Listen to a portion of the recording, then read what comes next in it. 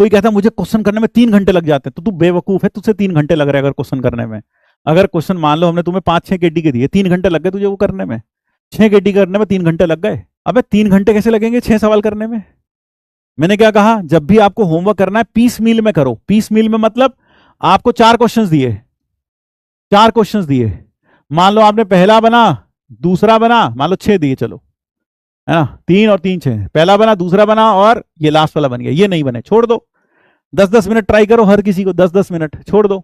जितना बन रहा है पहले फर्स्ट अटेम्प्ट में वो बना लो, टीएच करो, केटीके करो, ये बना लिया। अब दूसरा सब्जेक्ट पढ़ने लग जाओ।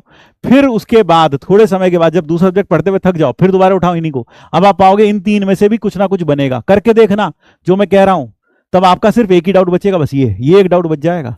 लेकिन आप क्या करते हो, एक सवाल लेके बैठे, कर रहे, बार बार उसी को उसी मेथड से कर करके देख रहे। 10-15 मिनट से ज्यादा की जरूरत नहीं होती एक सवाल को ट्राई करने की, है ना। 10-15 मिनट से ज्यादा जरूरत नहीं होती सवाल को ट्राई करने की। हाँ, अगर आप क्या करते हो, आप अगर मान लो आपको 3 घंटे लगते हैं, तो आप उस 3 घंटे को एक बार में मत लगाओ। आप उस 3 घंटे को 3 स्लॉट में तोड़ दो, 1 घंटा 1 घंटा 1 घंटा। 1 घंटा मैथ्स फिजिक्स पढ़ ली, फिर मैथ्स, फिर केमिस्ट्री पढ़ ली, फिर मैथ्स। 3 स्लॉट में तोड़ दो उसको। 3 स्लॉट में तोड़ोगे, हर बार आपका माइंड रेफरेंस चेंज होगा, आपसे क्वेश्चन बनेंगे। करके देखो एक बार करके देखो। हाँ, अगर आप ये करोगे, करके तो देखो एक बार, ठीक है।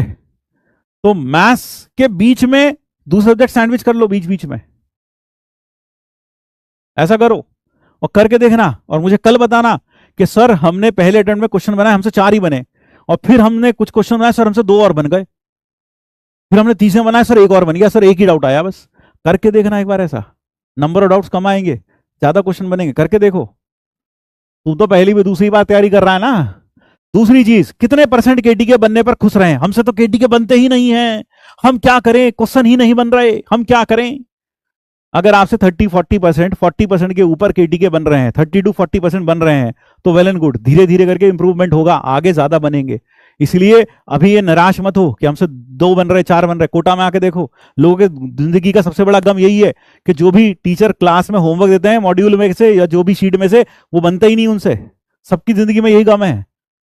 अगर तुझसे सारे बन जाते, तू चापू ना होता, ऑल इंडिया रैंक 1 ना हो जाता अब की बारी, पहली बारी देने पर एग्जाम। तो इतना तो सोचो भाई, दिमाग तो लगाओ थोड़ा सा। तो आपसे 40 भाई क्वेश्चन अच्छे लेवल के होते हैं जो क्लास में दिए होते हैं, केटी केस में भी, they are good questions, good level questions. लेकिन कई लोग सिर्फ खुश रहना चाहते हैं। खुश कैसे? टीचर आए, सवाल कराए, 4 उनसे मिलते जुलते होमवर्क में दे दिए, बस लड़के ने कर लिया, बन गया वो पीस और मजा आ गया, बस। तो सोचो थोड़ा सा यार, थोड़ा सोचो। ठीक है भाई। हाँ, फिर लगा चापू होगा भाई, हम तो बहुत बड़े चापू हैं। तो ये सब चीजें मत करो, पढ़ाई करो। नेतागिरी करने से कुछ नहीं मिलेगा। हमसे तो क्वेश्चन ही नहीं बन रहे, हमसे तो क्वेश्चन ही नहीं बन रहे, ये रोते रहने से कुछ नहीं होगा। सिर्फ रोते रहोगे पूरा साल, क्वेश्चन नहीं बन रहे, क्वेश्चन नहीं बने, फिर मेज में कहा क्वेश्चन नहीं बने हमसे, तो बाहर आके क्वेश्चन नहीं बने हमसे, तो हम तो फेल होगा फिर से। ड्रॉप लेने का कोई फायदा नहीं होता, ड्रॉप लेने का कोई फायदा नहीं होता है भाई। इसलिए पढ़ाई करो।